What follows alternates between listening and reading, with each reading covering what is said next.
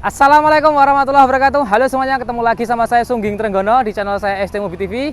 Siang ini kita lagi buat video dan kebetulan suasananya agak mendung dikit ya. Di Hari Raya Idul Fitri, saya ucapkan selamat Hari Raya Idul Fitri 1445 Hijriah.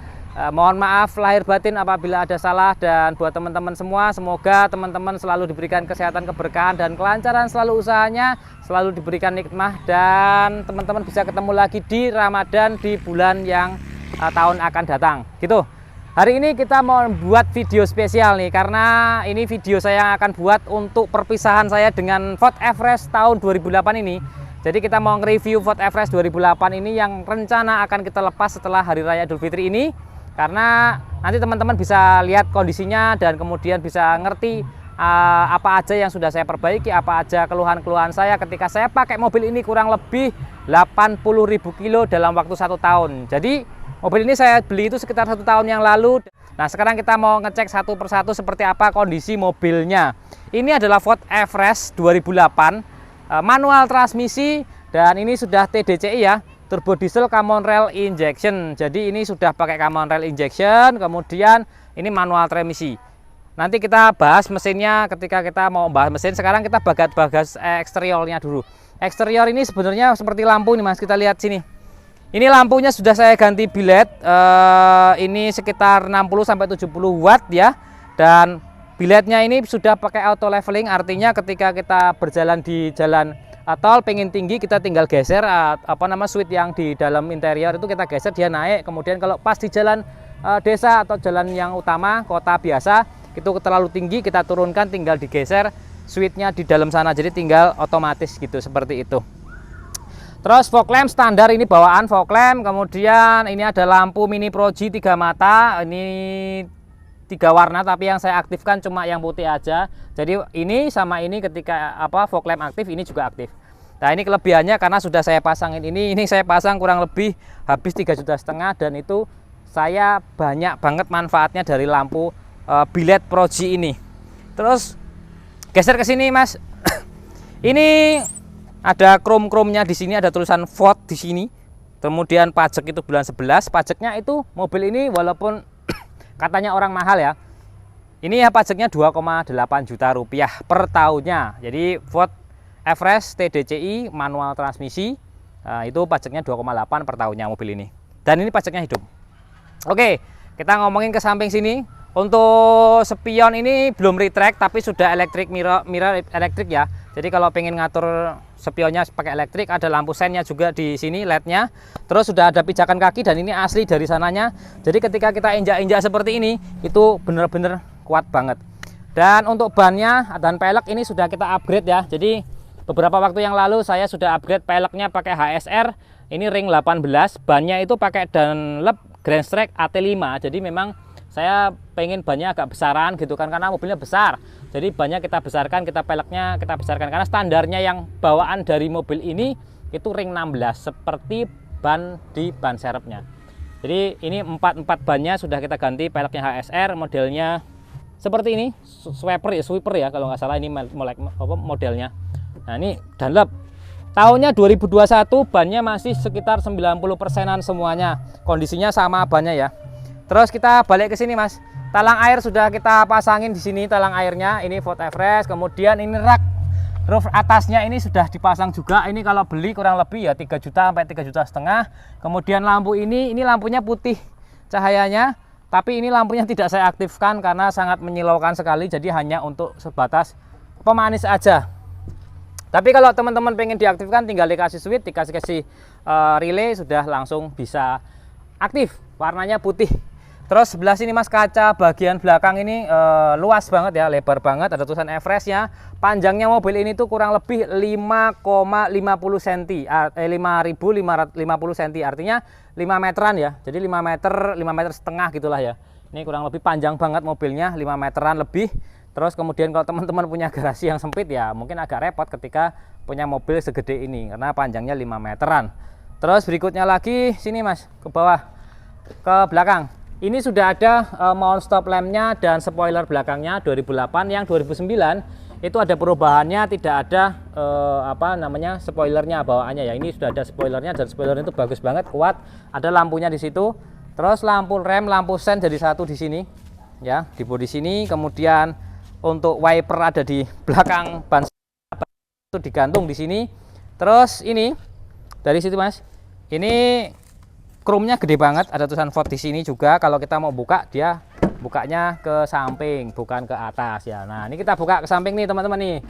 Jadi ini sebenarnya Ford Everest ini 3 baris, tapi bangku yang nomor 3 itu saya lepas, terus saya ganti pakai busa. Karena kalau pas kita jalan jauh sama anak-anak itu tidur di sini, atau pas kita berhenti, saya pasti istirahat setelah berburu, saya pasti tidur di sini. Jadi tidurnya nggak perlu nyewa hotel. Jadi sini dijeglekin ke sana, langsung kita bisa selonjoran gitu kan teman-teman. Itu fungsinya ini. Jadi kalau teman-teman nanti rencana akan saya lepas itu dengan paket jok ya, tidak dengan ini, tidak dengan kasurnya. Kalau busanya ini kita ambil gitu. Terus ada minuman-minuman yang kemarin kita mudik ke Jawa Timur. Oh ya, ini juga ada lampunya ya di sini ya. Ada lampu di belakang sini. Nah, ini ada lampunya juga. Terus kemudian ada di sini ada tempat narok-narok barang. Ya. Terus kita lanjut ke bagian mesinnya. Nah, mesinnya ini spesial. Seperti apa mesinnya? Langsung kita lihat ke depan. Ford Everest ini punya mesin 2500 cc, pakainya mesin Duractor TDCi turbo diesel common rail injection. Ini mesinnya dia standar ya, ini belum pernah bongkaran, tapi ini mesinnya agak ngobos. Makanya rencananya nanti setelah selesai lebaran, setelah saya pakai mudik-mudik, saya bongkar mesinnya. Setelah selesai bongkar mesin, ini baru akan kita lepas mobilnya. Jadi kita beresin dulu lah, ada yang kurang-kurangnya. Terus kemudian kopling ini sudah saya ganti ketika kilometer kurang lebih 160 apa 170. Jadi 50.000 kilo yang lalu itu sudah saya ganti yang baru ya koplingnya. Tenaga dari mesin ini berdasarkan data barunya dulu, ketika mesinnya masih baru, masih sehat, itu 143 HP di 3.500 rpm. Kemudian torsinya mobil ini 330 Newton meter ya di 1.800 rpm. Jadi kalau dibandingkan mobil Fortuner yang tahun yang sama dengan kondisi standar, mobil ini sudah menang gitu ya. Jadi teman-teman, tapi menangnya mobil ini karena bobotnya gede banget. Jadi bobotnya mobil ini hampir 2 ton. Normalnya bobotnya mobil ini hampir 2 ton, menarik mobil tenaganya segitu ya kalau istimewa banget enggak. Jadi cukup aja. Terus turbonya ini sudah pakai VGT atau variabel turbo ya. Jadi makanya turbonya di RPM rendah itu sudah bisa narik gitu, ada tekanan turbonya gitu. Saya senangnya mobil ini walaupun tahunnya tahun tua, kalau dibandingkan dengan diesel-diesel yang lain seperti Fortuner ataupun Pajero, itu Pajero 2009 ya adanya ya. Jadi mobil ini termasuknya sudah teknologinya lumayan bagus, apalagi kalau dibandingkan merek Panther ya gitu. Jadi beda kelasnya, tapi harganya kalau dibandingkan Panther masih mahalan Panther. Dengan kondisi yang Panther yang bagus tentunya ya. Sama-sama 2008, kelas yang paling tinggi, Panther itu masih mahal. Karena perawatannya dia lebih mudah, tapi tenaganya kalau dibandingkan sama ini ya jauh. Jadi semua mobil itu pasti ada plus, ada minusnya. Tergantung teman-teman mau ngambil yang mananya, butuhnya yang mana nih gitu. Jadi kita nggak ada yang barang itu bagus semua, nggak ada. Tapi ada bagusnya, ada jeleknya. Begitupun juga Fortuner, ada bagusnya, ada jeleknya. Pajero juga begitu. Jadi teman-teman itu kalau mau ngambil mobil, pilih yang kekurangannya diterima, kemudian kelebihannya yang dibutuhkan. Jadi nggak terlalu banyak mubazirnya gitu. Kalau teman-teman pengen Panther yang free maintenance, artinya maintenance-nya itu nggak ngerepotkan, kemudian murah meriah perawatannya, tapi tenaganya ya cukupan aja, ya pilih Panther. Atau kemudian ada kuda diesel kayak gitu-gitu, itu yang dieselnya masih manual, artinya belum common rail. Kalau yang sudah common rail gini ya masih pakai elektrikal, kemudian pakai injektor. Mahal nggak biayanya? Tentu lebih mahal dibandingkan yang konvensional, biaya perbaikannya gitu. Oke, kita lanjut Mas. Ini tenaganya segitu, kemudian remnya juga sudah ABS. Ini akinya saya ganti di 2003 kemarin bulan 5, jadi akinya juga masih oke. Saya ganti waktu itu harganya sekitar 1,9 juta akinya aja, tapi berarti akinya sudah baru nih. Jadi mesin nanti terima saya beresin karena ini agak ngasep ya. Jadi waktu pertama saya beli dulu memang mesinnya agak ngasep. Saya berpikir lagi, saya berani ngambil karena dengan konsekuensi saya pakai 1 tahun dengan rutinitas saya yang super banyak, artinya 1 tahun itu saya bisa 80.000 kiloan. mobil ini masih aman dan enak dikendarai. 140 itu enteng banget kalau di tol, tapi itu nggak diperbolehkan ya, hanya waktu-waktu tertentu aja. Ini sudah ada peredamnya dan ini belum pernah nabrak, alhamdulillah ya. Jadi masih kondisinya bagus. Ini radiator upper tank juga sudah kita ganti, coolant pakai TMO, terus panbel itu juga masih baru. Timing belt sudah saya siapkan untuk kita ganti. Jadi nanti ketika turun mesin, timing belt, parking set, kemudian ring seher, segala macam kita standarkan lagi. Oke, kita sudah ngomongin masalah mesinnya, tenaganya. Sekarang kita ngomongin masalah interior. Kan untuk kaca velgnya mobil ini sudah saya kasih Lumar, itu full body, pakainya Lumar. Jadi kaca filmnya bukan kaca film kaleng-kaleng juga. Jadi memang mobil ini saya gunakan itu sebagaimana saya pengennya itu nyaman, enak gitu, aman. Nah sekarang kita masuk sini, Nang. Masuk ke dalam. Ini koplingnya manual, karena dia manual ada koplingnya ya, ada koplingnya, kemudian remnya ABS. Nah interiornya ini coba kita hidupkan. Kunci ada 2, sudah saya buatkan 2.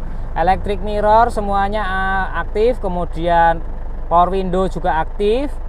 Ya, terus ini ada untuk naikkan dan menurunkan sini, Mas. Menurunkan apa namanya lampu utamanya. Jadi lampu utamanya itu kan terang banget di bagian depan. Terus kemudian head unitnya sudah Android. Jadi sini ada Android ya. Nah, terus AC-nya itu ada cool dan hot. Kemudian di sini ada AC sampai 4 percepatan. Mode AC-nya juga ada. Kemudian untuk AC double blowernya itu di masing-masing kepala.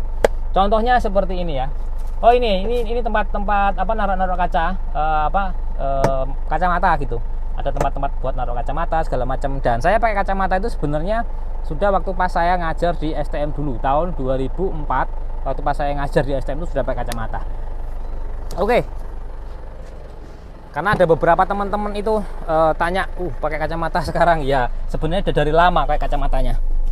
Kita kalau ngomongin masih seat kedua atau baris kedua itu nyaman banget, ini longgar banget ini. Ini berapa nih? 1 jengkal lebih ya.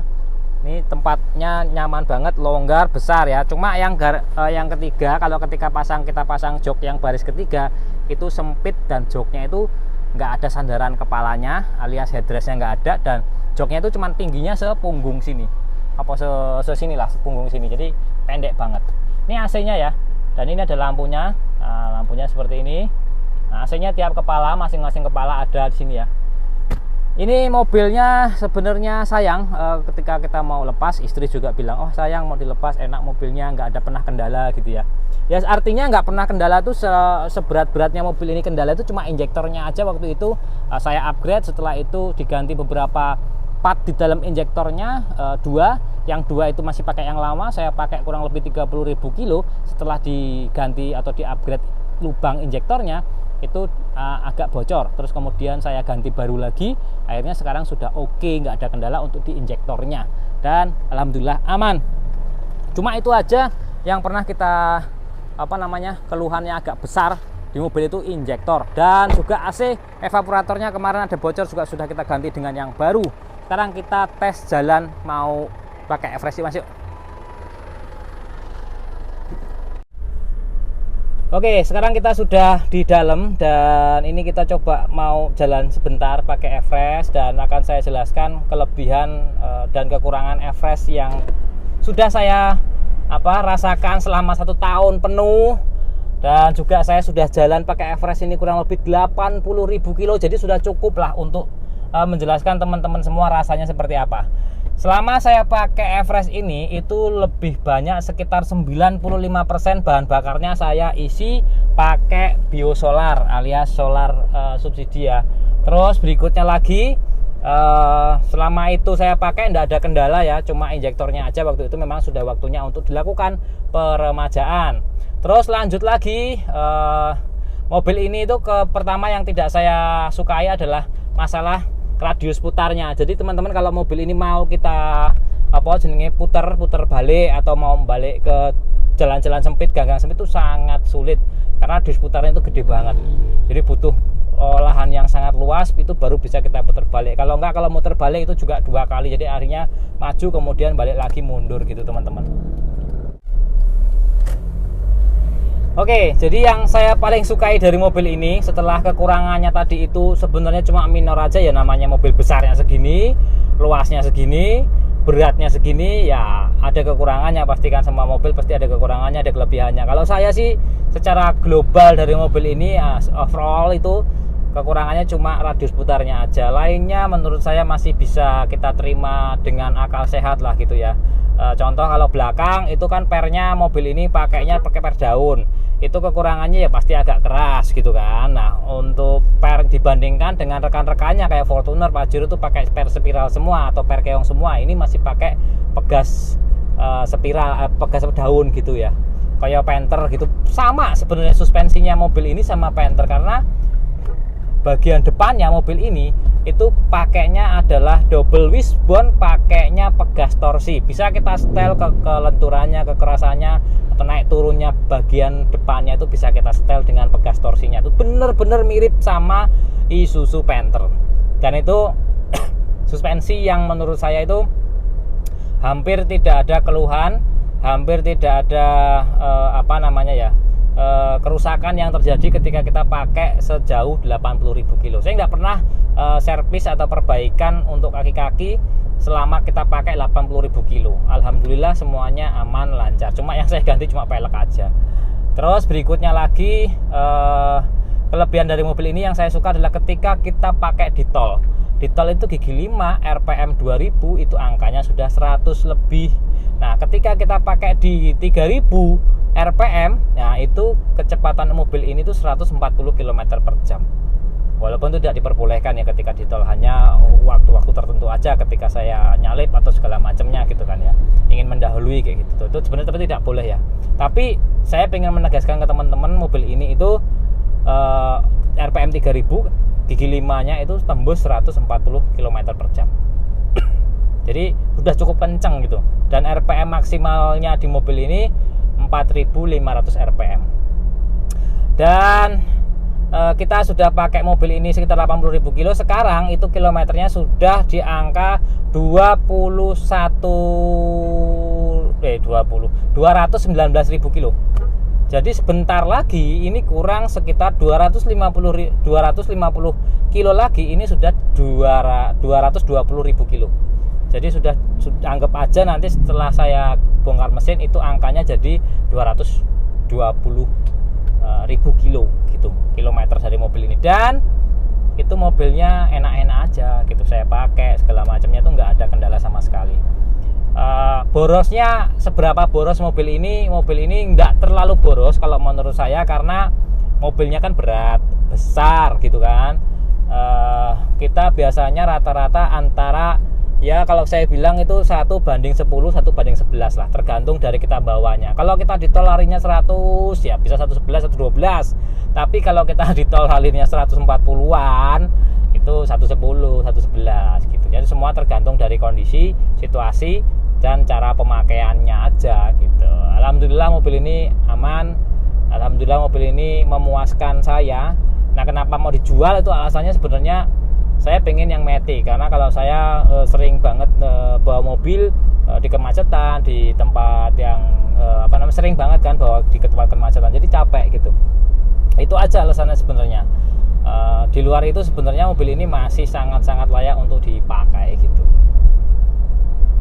Oke, tidak panjang lebar teman-teman. Ini nanti setelah hari raya, kemudian ini kan masih lebaran ke 3. Jadi nanti hari Senin depan itu kita mulai pembongkaran mesin, kemudian kita standarkan lagi, kita ganti packingnya sudah saya belikan, timing beltnya sudah saya belikan, nanti ring share-nya kita standarkan lagi. Nah terus linernya juga kita standarkan lagi gitu kan. Nah itu setelah selesai semua proses itu, kemudian test drive segala macam, tidak ada keluhan, tidak ada kekurangan, termasuk perbaikan kaki-kaki, karena di bagian depan kanan itu menurut saya sekarang kalau ngenain hajar jalan jelek itu agak bunyi duduk gitu, tapi nanti kita perbaiki dulu. Itu ada beberapa teman-teman yang sudah tanya mobil ini lewat telepon langsung ke saya, itu mobilnya jadi dijual atau tidak. Nanti kalau mau jadi dijual saya diminta untuk konfirmasi, dan ini mobilnya jadi dijual insya Allah gitu kan, tapi setelah saya rapikan semuanya. Kemarin yang tanya serius itu beliau yang ada di Jakarta. Mudah-mudahan ya, kalau jodoh-jodohan sih ya, namanya mobil kita nggak bisa paksain kan siapa aja nanti yang jodoh gitu kan, yang karena terus terang mobil ini belum ada yang DP-in, itu aja. Tapi sudah saya informasikan di awal seperti ini, biar teman-teman semua itu kalau ada yang minat tuh biar siap-siap gitu aja. Oke, kita sekarang karena sudah sore hari dan menjelang maghrib, kita langsung lanjut pulang. Ayo mas, depan mas.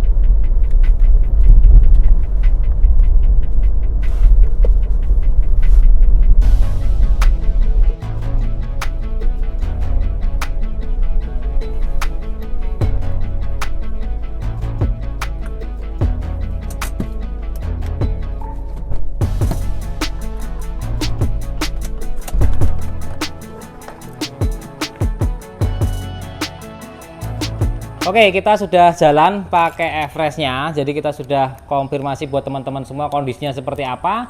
Dan teman-teman boleh komen di bawah, kita gantinya Matic-nya itu Matic apa. Yang jelas itu saya pengennya nanti kalau pas ada rezeki, saya pengennya diesel juga.